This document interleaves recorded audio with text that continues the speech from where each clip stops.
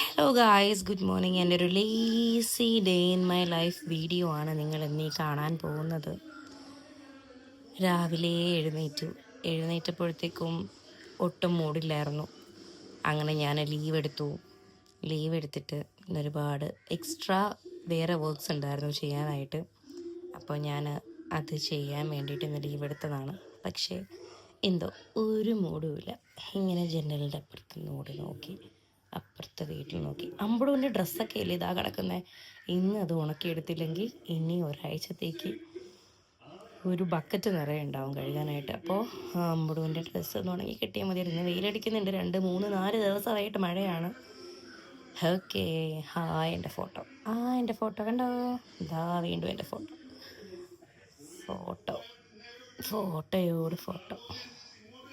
Welcome to my cooking video. അപ്പോൾ ഇതാണ് എൻ്റെ കുക്കിംഗ് വീഡിയോ. സ്റ്റാർട്ട് ചെയ്യുന്നത് എവിടെയാണ്? വേറെ പാത്രങ്ങൾ മാത്രമേ ഉള്ളൂ എന്ന് വിചാരിച്ചിട്ട് അങ്ങനെ വിചാരിക്കരുത് കേട്ടോ. ഇപ്പോൾ ഇവിടെ ഞാൻ അരി തിളപ്പിക്കാൻ വച്ചിട്ടുണ്ട്. അപ്പോൾ ഇതിൽ ഞാൻ മോരുകറി ഉണ്ടാക്കാൻ വേണ്ടിയിട്ട് ഗ്യാസ് കത്തിച്ച് വെച്ചിട്ടുണ്ട്. ഞാൻ മോരുകറി ഉണ്ടാക്കാൻ പോവുകയാണ്. മോര് കറി ഉണ്ടാക്കാൻ പോവുകയാണ്.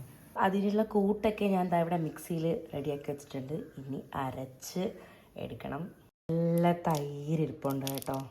ഇത് നമ്മൾ മാർക്കറ്റിൽ നിന്ന് വാങ്ങിയതാണ്. മീൻസ് പാക്കറ്റ് തൈരൊന്നുമല്ല. എല്ലാവരും മാർക്കറ്റിൽ നിന്ന് തന്നെ വാങ്ങുന്നത്, പക്ഷേ പാക്കറ്റ് തൈരൊന്നുമല്ല. ഇത് നല്ല നാടൻ തൈരാണ്. അപ്പം നമ്മൾ മോര് കറി സെറ്റാക്കാം. ഹലോ ഗൈസ്, അപ്പോൾ ഞാനിതാ മോര് കറിക്കുള്ള അരപ്പ് സെറ്റാക്കി എടുത്തിട്ടുണ്ട്.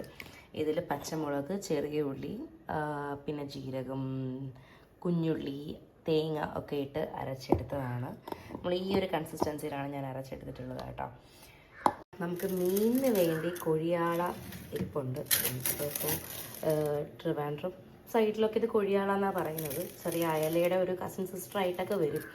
അപ്പോൾ ഒറ്റയ്ക്ക് ഞാനിന്ന് മെയിൻലി ഒരു ലേസി ഡേ ആയിരുന്നു ഇന്ന്.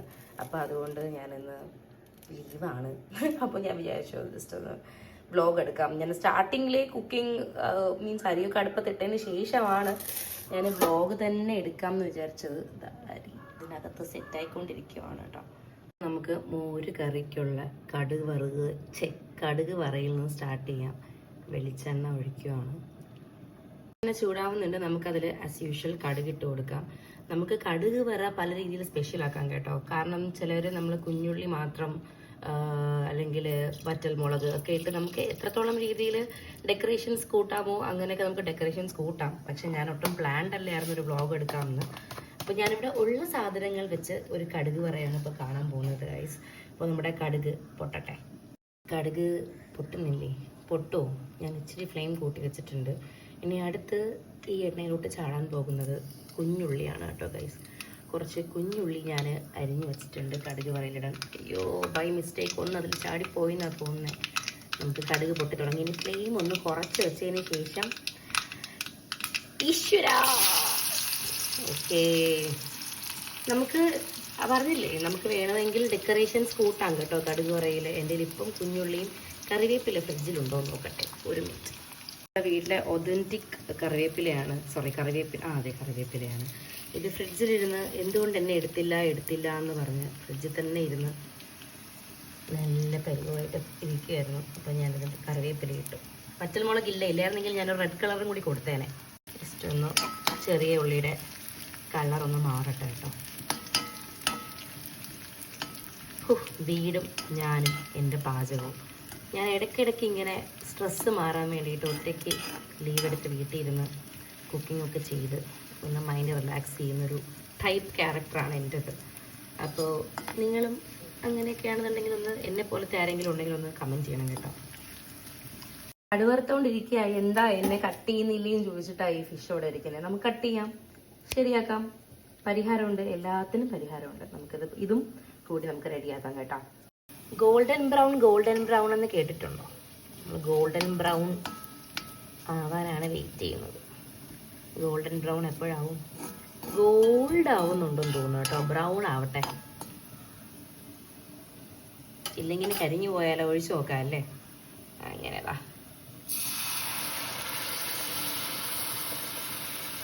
തിളയ്ക്കാൻ പാടില്ല. നമ്മുടെ മോര് കറി തിളയ്ക്കാൻ പാടില്ല. ജസ്റ്റ് ഒന്ന് ചൂടായാൽ മതി. ഫ്ലെയിം മാക്സിമം ഒന്ന് കുറച്ച് വെച്ചിട്ട് സെറ്റാക്കട്ടെ. അപ്പോൾ ഞാൻ ഇതിനാവശ്യമുള്ള ഉപ്പും ഇച്ചിരി വെള്ളവും ഒക്കെ ഒഴിച്ചിട്ട് റെഡിയാക്കിയിട്ട് കാണാം. ഫിഷിനെ ഞാൻ പീസസ് ആയിട്ട് കട്ട് ചെയ്തെടുത്തിട്ടുണ്ട് കേട്ടോ. വലിയ വലിപ്പമൊന്നുമില്ല, എന്നാലൊരു മീഡിയം വലിപ്പത്തിൽ കട്ട് ചെയ്തെടുത്തിട്ടുണ്ട്. ഇനി കറി വെക്കാം. സോ നമ്മൾ മീൻ കറിയിലെ ഗ്രേവി സെറ്റായിട്ടുണ്ടല്ലോ.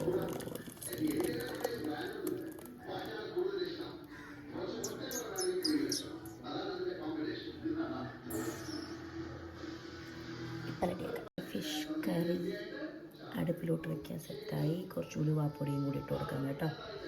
ഇനി നമുക്ക് അടുപ്പിലോട്ട് വെക്കാം. മതി, സെറ്റായി. ഹായ് ഗായ്സ്, തിളച്ചു. അങ്ങനെ ഫിഷ് കറി വെച്ചു.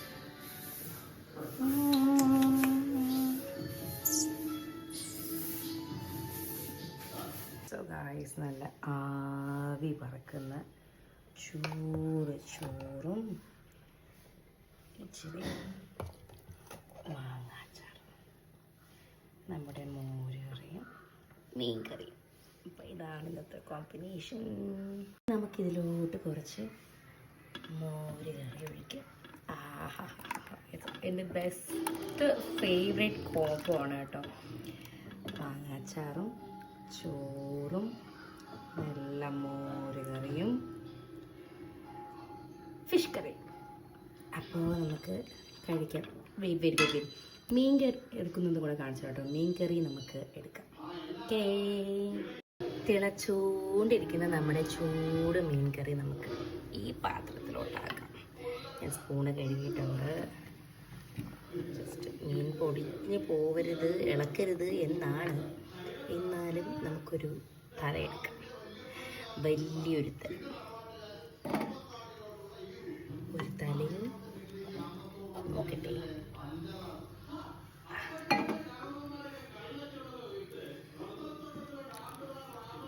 നല്ല ചൂട് മീൻ കറി. ഇനി വേറെ എന്ത് വേണം?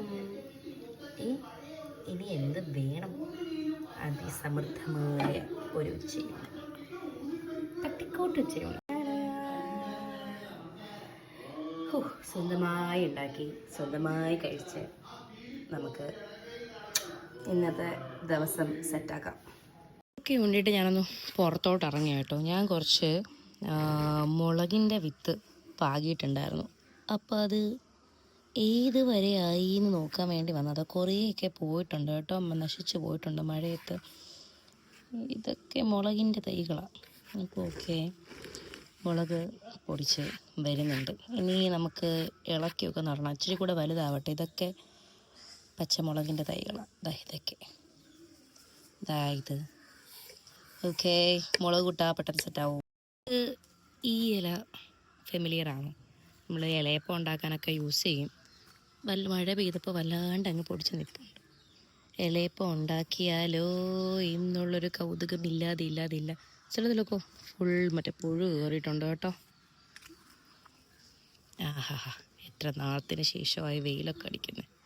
കുഴപ്പമില്ല, നോക്കട്ടെ. ഇതാണ് നമ്മുടെ നാരകം ഗായ്സ്. ഒരു 6 വർഷമായിട്ട് ഈ നാരകം ഇവിടെ നിൽപ്പുണ്ട്. പക്ഷേ ഇതുവരെ കായ്ച്ചിട്ടില്ല. അതെന്താ അത് കായ്ക്കാത്തേ? കായ്ക്കാറായില്ലെന്ന് തോന്നുന്നു കേട്ടോ. കുറച്ചുകൂടി കൂടെ പൊക്കം വച്ചാലേ കായ്ക്കുള്ളായിരിക്കും. ദിസ് ഈസ് അവർ ചേമ്പ്. ചേമ്പാണോ ചേനയാണോ? ചേമ്പല്ലേ, ചേമ്പാണ്. നോക്കൂ, ഇതിൻ്റെ അന്തരാത്മാവിൽ എന്താ കിടക്കുന്നേ? കുറേ തൈകൾ, കുട്ടി തൈകൾ. ചേമ്പാണ് കേട്ടോ. ചേമ്പ് കായ്ച്ച് പുറത്തോട്ട് നിൽപ്പുണ്ട്. ഇതൊക്കെ വെട്ടി കുറച്ച് മണ്ണൊക്കെ ഇട്ടിരുന്നെങ്കിൽ സെറ്റാവുമായിരുന്നു. പണ്ട് ഇതൊക്കെ നോക്കി നിൽക്കാൻ ഭയങ്കര രസമായിരുന്നു. ഇപ്പോഴും രസമൊക്കെ തന്നെയാണ്. പക്ഷേ പണ്ട് ഞാൻ ഒരുപാട് തൈകൾ ഇങ്ങനെ നട്ടുപിടിപ്പിച്ച് ഫുൾ ചെടി വൈബിലായിരുന്നു. ഇപ്പം സമയമില്ല, കൊച്ചിനെ നോക്കാൻ പോലും സമയമില്ല. പിന്നെയല്ലേ ചെടി. ഈ കമ്പ് കണ്ടു, പണ്ട് കുഞ്ഞായിരുന്നേ, ഇപ്പം വലുതായി. നമ്മുടെ പേരയ്ക്കാമരമാണ്. പേരമരമല്ല, പേരമരത്തിലോട്ടാണ് നമ്മുടെ റോസാ ചെടി പടർന്ന് പോയിരിക്കുന്നത്.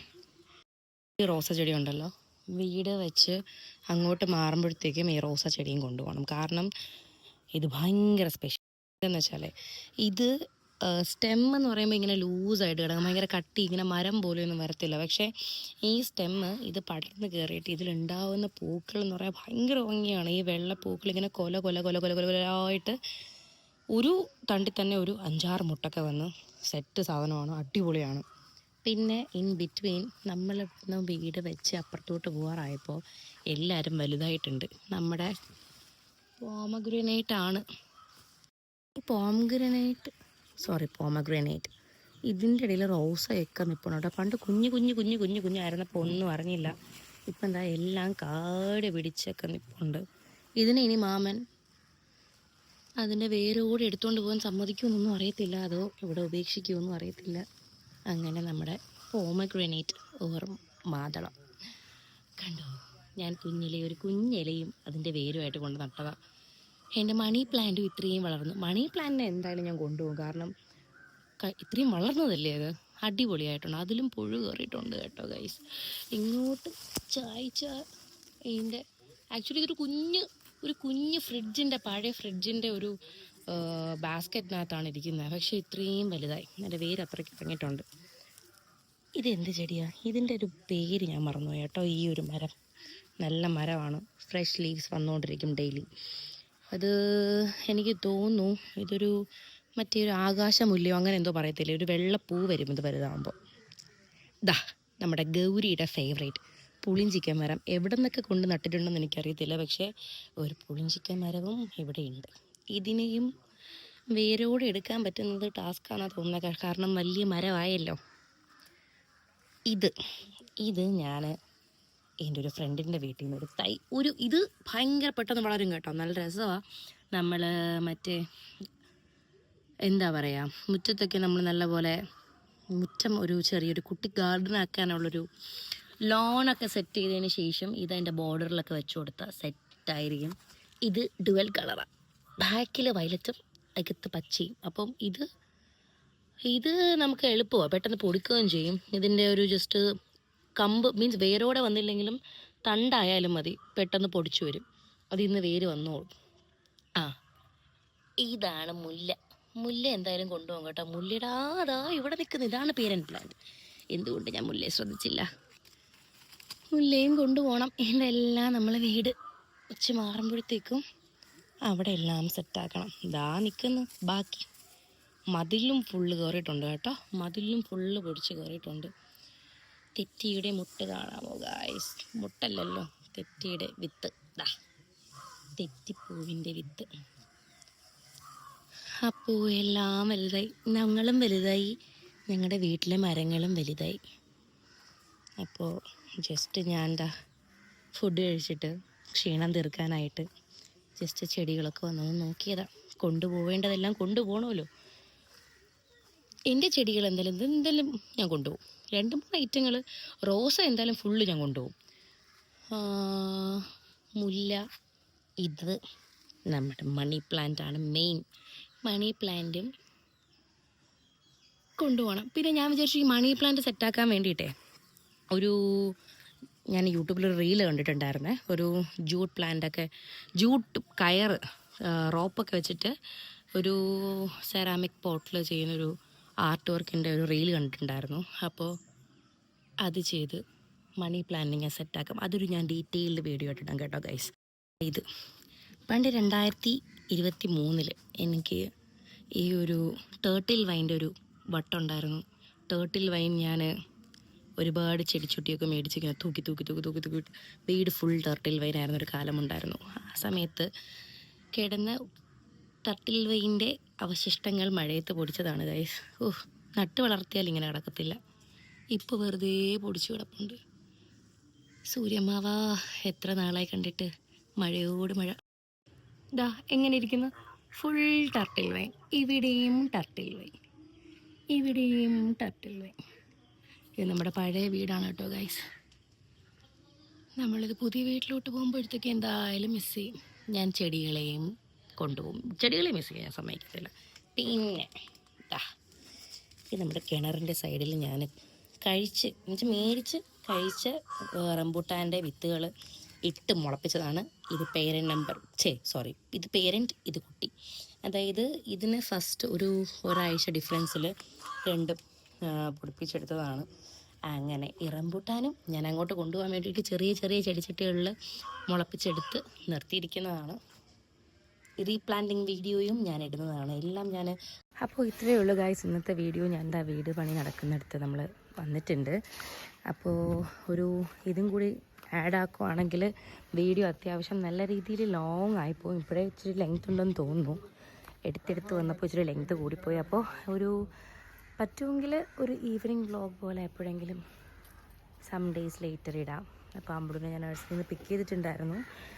Okay, until my next video, it's bye from Archana Murugesh. See you on my next video. Bye.